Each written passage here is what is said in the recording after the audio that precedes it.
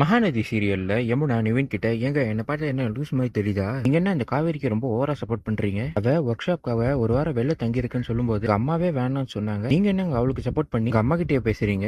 எனக்கு அப்புறம் தான் விஷயம் புரிஞ்சுது. ஒர்க் ஷாப்புங்கிற பேர்ல ஒரு வாரம் வெளில தங்கினா நீங்க அவங்க கூட சேர்ந்து வெளில ஊர் சுத்தலாம். அதுக்கு பிளான் பண்ணி தானே நீங்க சொன்னீங்க.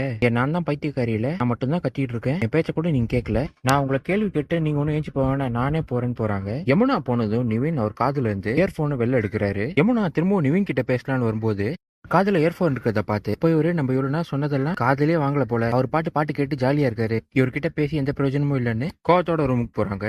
விஜய் காலையில தூங்கி எழுந்ததும் காவேரி அவருக்காக இடத்துல இருந்து வேப்பிலைய பறிச்சு கொண்டு வராங்க. என்னடி காவேரி இது, நான் உனக்கு பண்ண மாதிரியே நீ எனக்கு பண்றியான்னு கேட்க, விஜய் ஒரு நிமிஷம் ஸ்டாப் பண்ணுங்க, அம்மா போட்டுச்சுன்னா எல்லாருமே வேப்பில தான் முதல்ல கொண்டு வருவாங்க, இதான் நீங்களும் எனக்கு பண்ணீங்க, அதே தான் நானும் உங்களுக்கு பண்ண போறேன், இது ரொம்பவே டிஃபால்ட், நீங்க ஏதோ என்ன பார்த்து காப்பி அடிச்சு தான் நீ பண்றேன்னு சொல்லாதீங்க, இந்த ஊர்ல இருக்கவங்க எல்லாருமே பண்ணுவாங்க, உங்களுக்காக வேப்பில போட்ட படுக்கையை ரெடி பண்றேன், உங்களுக்கு குணமாற வரைக்கும் நீங்க இதுல தான் படுக்கணும்னு சொல்றாங்க.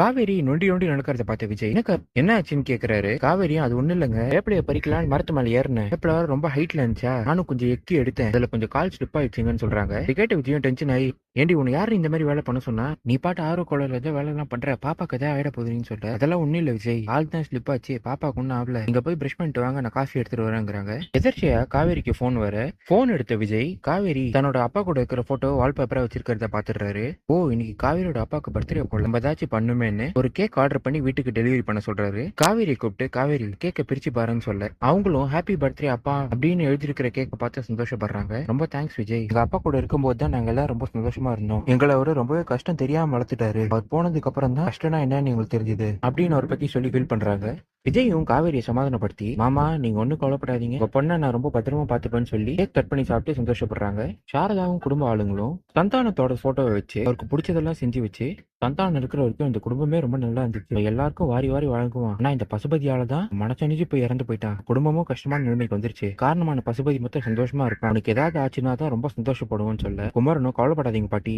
அதுக்கான நேரம் வந்துருச்சு, அவனுக்கு ஏதாவது ஆகுமான்னு தெரியல, ஆனா அவன் ஜெயிலுக்குள்ள போறது மட்டும் உறுதி, கூடிய சீக்கிரம் அவன் மாட்டுவாங்கிறாரு. இதுதான் இன்னைக்கு எபிசோட்ல நடந்தது.